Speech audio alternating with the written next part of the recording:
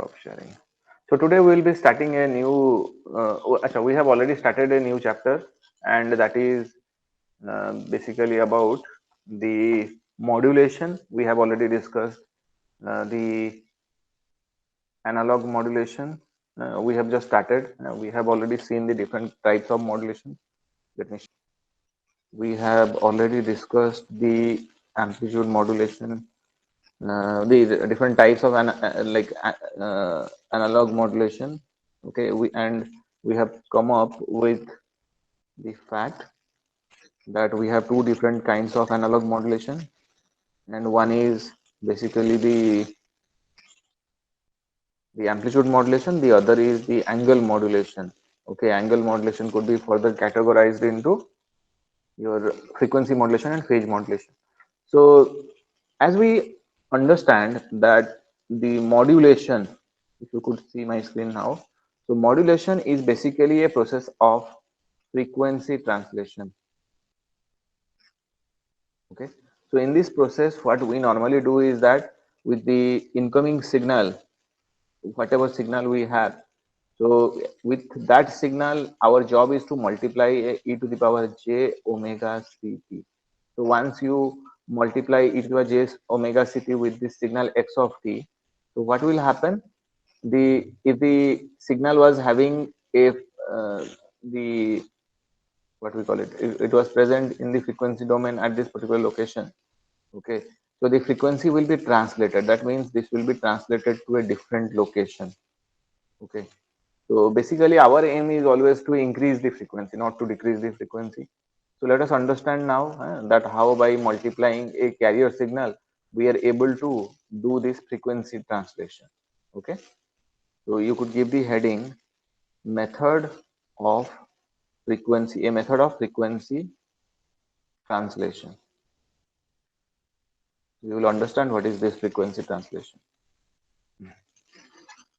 So in general, you could note it down that in general, our aim in a communication system is to convert a low frequency signal to a high frequency signal. Let me write that. So in general, our aim in a communication system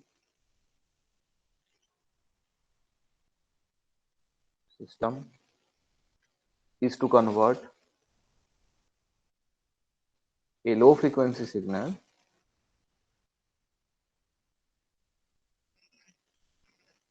to a high frequency.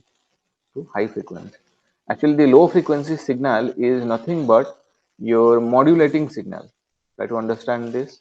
That is called the modulating signal. This low frequency signal that I have written here. This low frequency signal is called your modulating signal.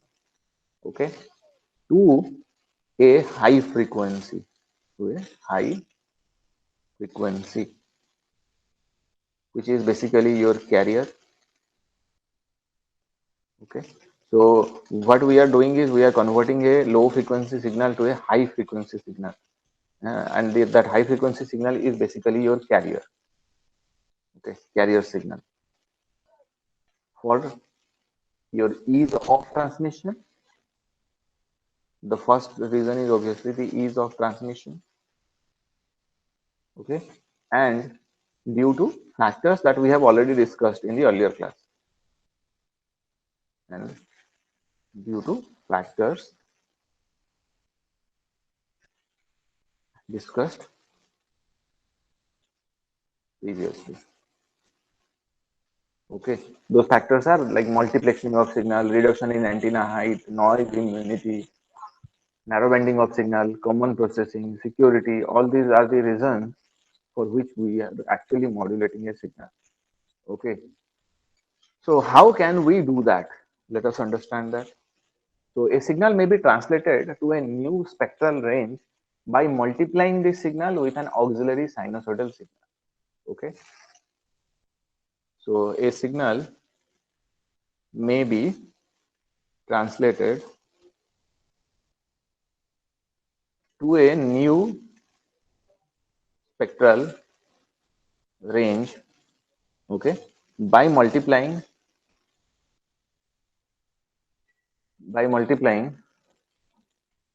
the signal with an auxiliary sinusoidal signal. The signal here, the signal is basically the low frequency, the low frequency signal with an auxiliary sinusoid, with an auxiliary sinusoid. The auxiliary sinusoid that you will be multiplying is actually a high frequency signal, and it is nothing but the carrier. Okay. So let us try to illustrate this process mathematically.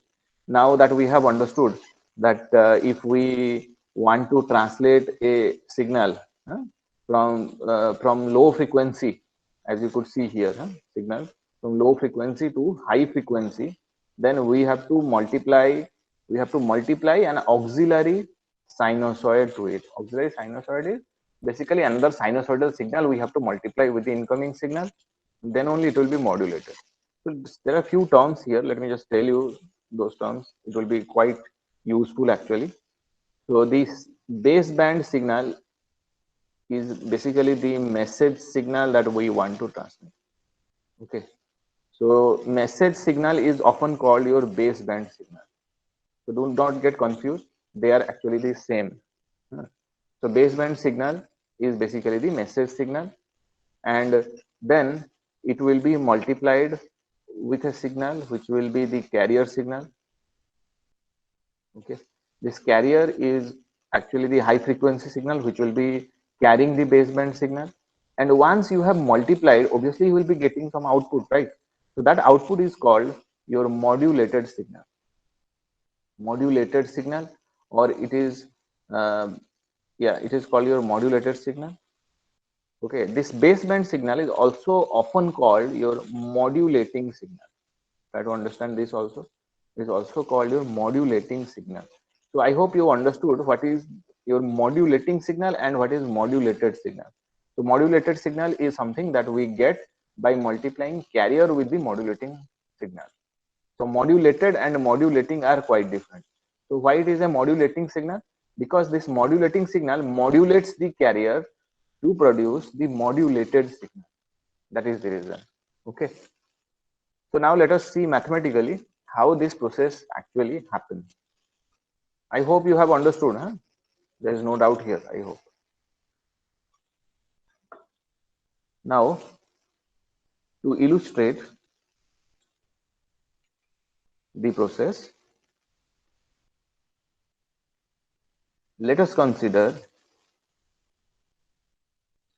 initially that the signal is sinusoidal. Okay. So let us assume that the signal is sinusoidal in waveform. That is the signal that we intend to transmit. Okay. In waveform and given by. So we are here, we are talking about the signal that we intend to transmit. So we have assumed that signal to be sinusoidal, and let us represent that mathematically as Vm of t. Okay, it is small v subscript m of t. Okay, so Vm of t is equal to nothing but Am cos omega mt. So this is our baseband signal that we intend to transmit. So see, this Am cos omega mt would be written in this way also. It will be equal to Am cos this omega m is equal to 2 pi fm. This omega m. Okay. So in place of that omega m, let me write 2 pi fm t. Okay. So it could be written in this form also. So now if we could use the Euler's formula, we could write it in this way. So it will be equal to Am by 2. Okay. So cos 2 pi fm, that is cos omega mt could be written as e to the j omega mt plus e to the minus j omega mt by 2. Okay. So I have taken the 2 outside, which was in the denominator, and I could write it as e to the power j omega mt that plus e to the power minus j omega m. Okay. So if I open up that omega m and I in place of that I write 2 pi fm, I could always write it as am by 2 e to the power j 2 pi fm t. Okay, that plus e to the minus j 2 pi fm t. So in this way we could write it. Got it? So what is am here? Try to understand that am is the constant amplitude and fm is basically the frequency. So let me write it here also, that in which your a subscript m is the constant amplitude. Okay, it is the amplitude of the signal, and your fm, fm is actually equal to omega m by 2 pi, as you could see here. So omega m by 2 pi is basically the frequency, So if you want to keep the frequency in radians per second, you could always use omega m in place of fm. Got it? So this is the message signal that we want to transmit. Okay, during the rest of the discussion, that means after we discuss this one again, we will go to the different sections also. There also we will be using the message signal as this one. Vm of t is equal to am cos omega mt will be our standard notation for the baseband signal. Okay, try to understand that this is nothing but the baseband, or it is basically the modulating signal. We will always be following this terminology. Okay, or this is the message signal. Okay, the next thing is the next thing that we have to do is we have to find the two-sided spectral amplitude of this signal. Okay, so in order to find the two-sided spectral amplitude, okay, that means we have to find the Fourier transform. So I would suggest that all of you use the properties of Fourier transform that you have studied. Okay, and you try to find out the Fourier transform of this signal. Am by 2 e to the j omega mt plus e to the minus j omega mt. Okay, let me write here. The two-sided, okay, spectral amplitude is shown below. Okay, so let me show you. So when you take a signal, okay, am cos omega mt, okay, so as we have already written it in this form, am by 2, okay, e to the power j omega mt plus e to the minus j omega mt. Okay, so we could use here two properties of the Fourier transform. One is obviously the what we call it. There was this property of Fourier transform where we were actually reversing duality or symmetry. Yeah, it was the duality or symmetry property we have to use. Duality or symmetry property we have to use, and along with it we have to use the frequency shifting property. Okay, along with it we have to use the frequency shifting. So once you use these two properties, you could always represent this one as this e to the j omega mt as how much? Can you tell me? Don't you think it will be, the Fourier transform will be like this? One will be del of omega minus omega 0, and the other one will be del of omega plus omega 0. And on the outside, I think it will be, the amplitude will be there. It will be around 2 pi times. 2 pi times am by 2 will be there, I think. But if x of t after Fourier transform is capital X of omega, then your x of small t, sorry, not this one. This duality or symmetry property says capital X of t after Fourier transform is 2 pi times your x of minus omega. So here you could see that there is, let me just take one of these. Let me take the only this e to the j omega m. So if I take that e to the power j omega mt, e to the j omega mt, I could write it as 1 multiplied with e to the power j omega mt. Now I know that if I take del of t, okay, Del and T. I take the Fourier transform, So if I take del of t and I take the Fourier transform, it is 1. Okay, so 1 is there here. So what will be the Fourier transform of 1? 2 pi del omega. 2 pi del omega. 2 pi times Del del of omega. omega. Now see, now we will be using the next property, that is the frequency shifting property of the Fourier transform.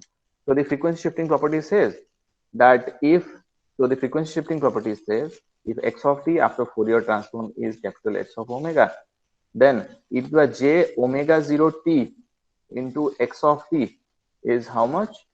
The Fourier transform is x of omega minus omega 0.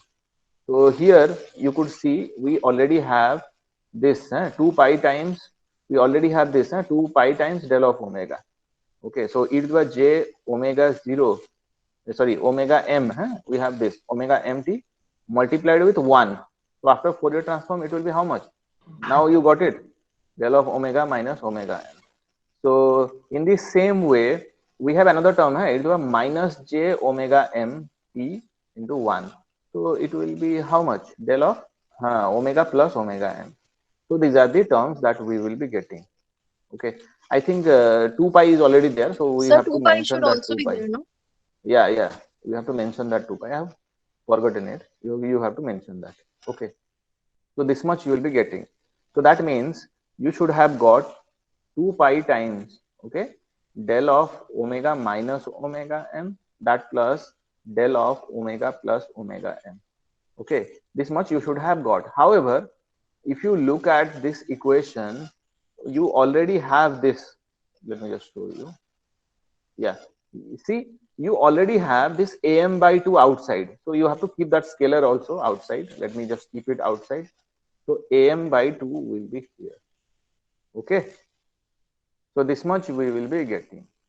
So let us now plot these signals in the frequency domain. So we could plot it in this way.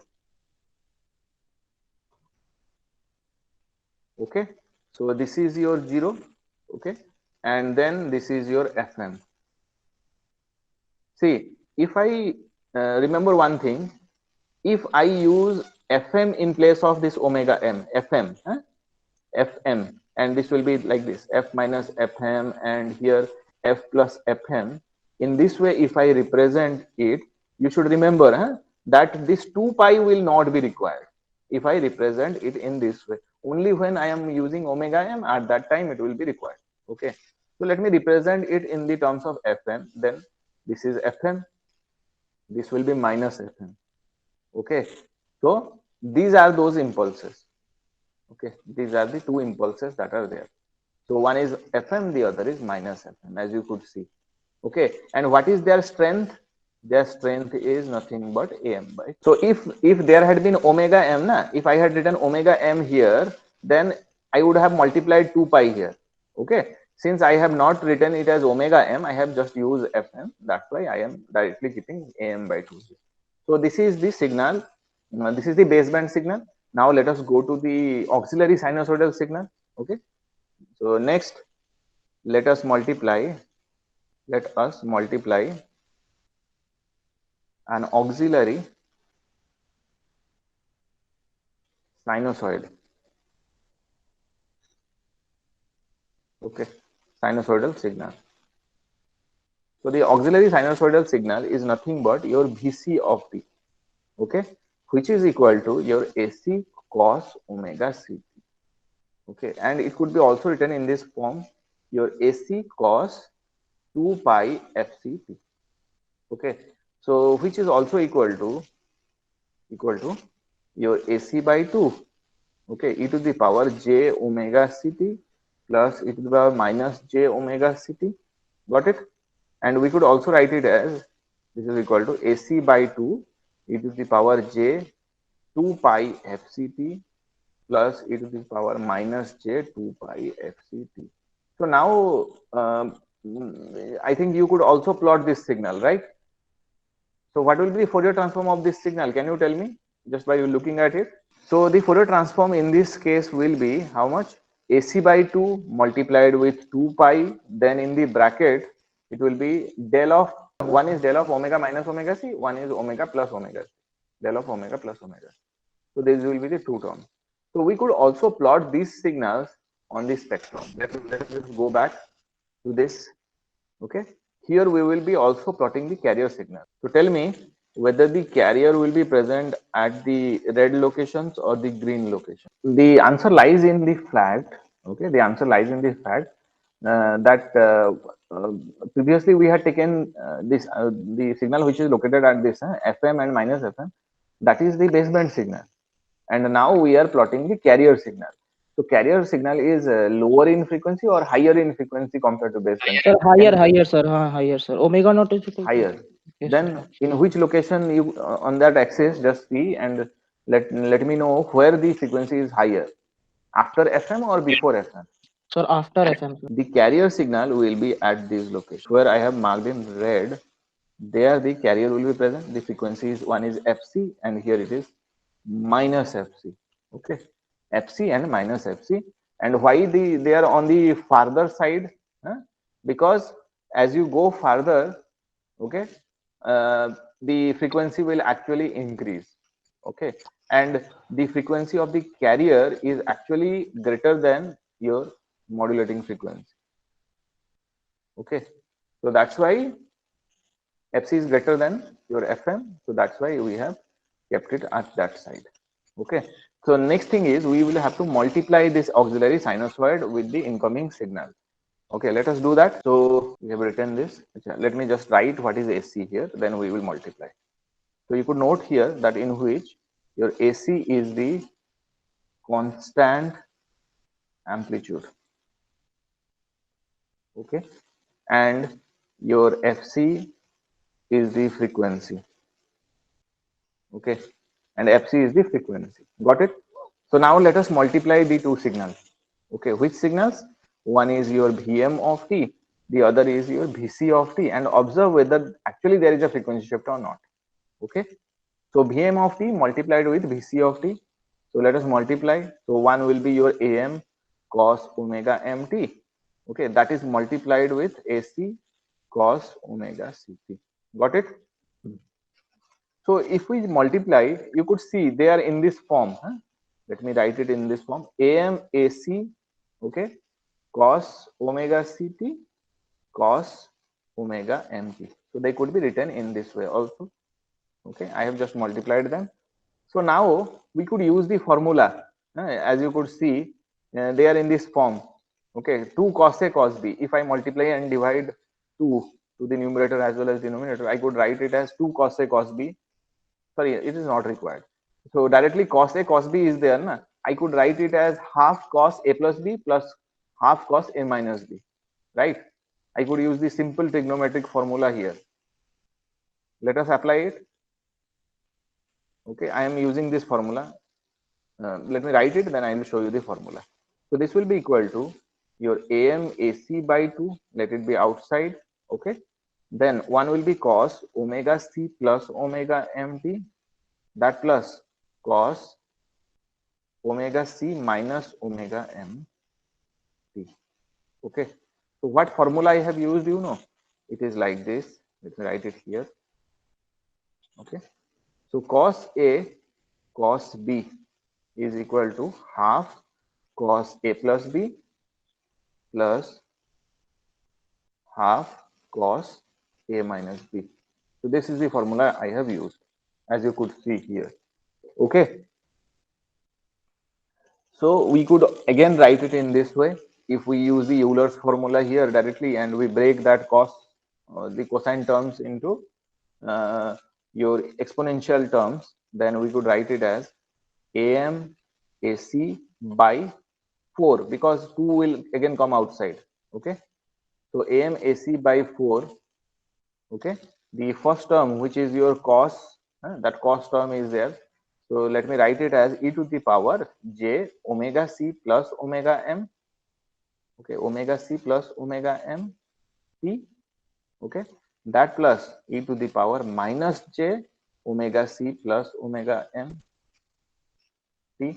Okay, and then that plus, okay, e to the power j, next is omega c minus omega mt, that plus e to the power minus j omega c minus omega m t. So now can we plot these signals in the frequency domain? You must be getting the frequencies. Huh? You could see these are the frequencies. One is omega plus omega c plus omega m. Okay, then other side you could see minus sign is there, minus j omega c plus omega m. So then here also we have omega c minus omega m, and here we have minus again, omega c minus omega m. So could you tell me where will be the location of all these on the frequency domain? Let me just draw it. I hope you have noted it. You will tell me one by one where which signal will be located. There is a e to the power j omega c plus omega m. Similarly, there is another term here, e to the power minus j omega c minus plus omega m. So these terms, when you apply the frequency shifting property of the Fourier transform, okay, so they will appear like this. Let me show you those things. So first is your omega c minus omega c plus omega m, one term was there, omega c plus omega m, this term was there. So in terms of f, you can write it like this, na? Fc plus fm, okay. So that Fc plus Fm will be located here. So this is your Fc plus Fm. Okay. Similarly, there was a term minus okay, omega c plus omega m. So this was the term. This was that term. Okay. You can see e to the power j. Okay, e to the power j. If I take that minus inside, it will be e to the power j minus omega c minus omega m. Right. So let me write it in this way. Okay, minus omega c plus omega m, which is also equal to minus omega c minus omega m. So I can write it as, in terms of Fc, I can write it as minus Fc minus Fm, right? So this is the location. Let me mark that. So here is the location, minus Fc minus Fm, right? Similarly, let us take the next exponential. It is your omega c minus omega m. Okay. So let me write here, omega c minus omega m is there. So you can write it as Fc, in terms of Fc, you can write it as Fc minus Fm. So Fc minus Fm will be located here. See, Fc minus Fm. Okay. Similarly, the last term is here. What is the last term? Minus Fc plus Fm. If you take that minus inside, it will be like this, minus omega c plus omega m. So we can write it as minus Fc plus Fm, right? So it will be located here. Minus Fc plus Fm will be located here. Okay. So these are the locations where they are located. Okay. So these are the locations. So what you can see here is, when we multiplied the signal, which signal? The Vm of t, okay, with your Vc of t, we got this spectrum that is shown below. Okay. So what we can observe here, you know, let me show you that. What we can observe here is that the frequency of the signals that I intended to transmit were like this. Okay. One was at FM and the other was peak was at minus FM. So that means the frequency of the signal was FM. But when I multiplied the carrier with it, you can see it has shifted to this frequency. See, Fc plus FM and Fc minus FM. In these two locations, it is present. So what we have been able to do here, you know, just by multiplying an auxiliary sinusoidal signal, we have been able to increase the frequency of the signal. When you take a signal, normally a baseband signal, the baseband signal, if it is like this, this is your FM and this is your minus FM. So there will be multiple frequency components. Okay, there will be multiple frequency components. They may start from 0 and they may end at FM. So multiple frequency components are present. So when you modulate such a signal, okay, it will be like this.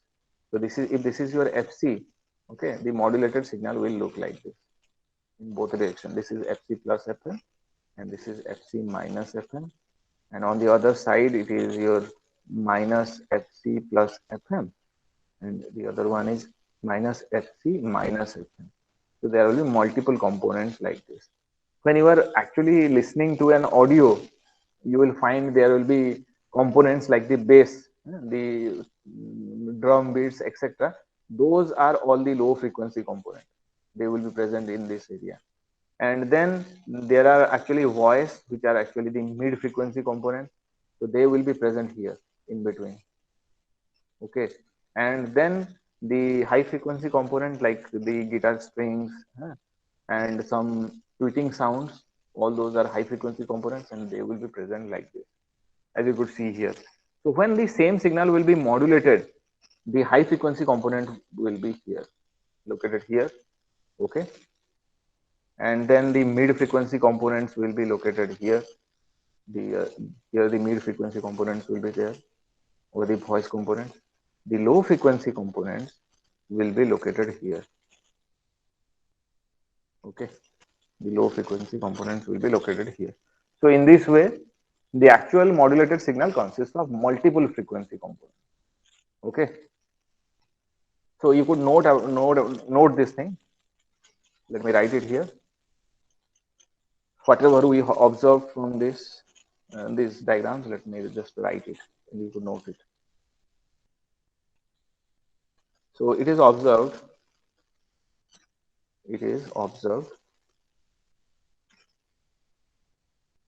that the two original spectral lines have been translated. Okay, have been translated both in positive frequency direction,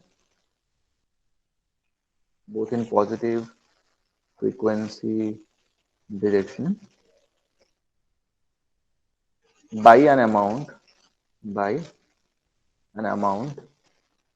Fc, okay, and also in negative frequency direction,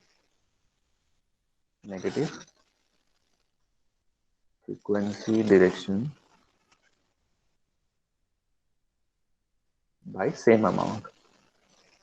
Okay, so that's all for today. Next class we will be discussing about the amplitude modulation, actual amplitude modulation. This was the process of frequency translation, how we could translate the frequency just by multiplying an auxiliary sinusoid. I hope you have understood it, or otherwise you could ask me if you have any doubts here.